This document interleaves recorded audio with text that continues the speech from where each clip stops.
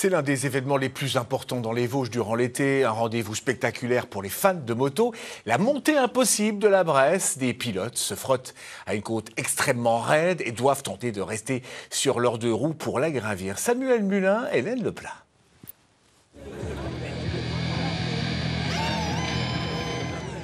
Quand la montée impossible se montre vraiment infranchissable.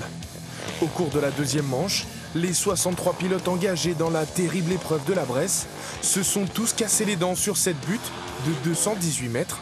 Raide, très raide. Quand on me demande la pente pour se faire mousser, on dit toujours on parle du mur final qui est à 140%. Donc je crois que c'est un bon 50 degrés d'inclinaison. Après le classement il est très facile à faire. En fait les pilotes sont mesurés en fonction de la distance parcourue. Plus ils approchent du sommet, plus ils sont hauts dans le classement. Et pour les très très bons qui franchissent le sommet, on les départage au chronomètre tout simplement. Pour tenter d'aller le plus loin possible, chaque pilote adapte sa moto, de sorte qu'elle puisse adhérer à un sol piégeux.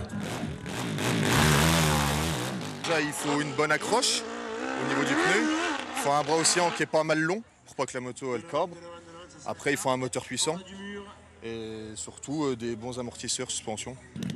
Et ensuite, c'est au pilote de dompter la piste. Pour fêter ses 35 ans, la montée impossible ne les a pas épargnés. Ça creuse pas mal au milieu là, ça fait des ornières et puis il y a beaucoup de fins qui sont descendus, donc c'est des endroits où on se plante. Et j'ai une petite moto alors. C'est un sport particulier, oui.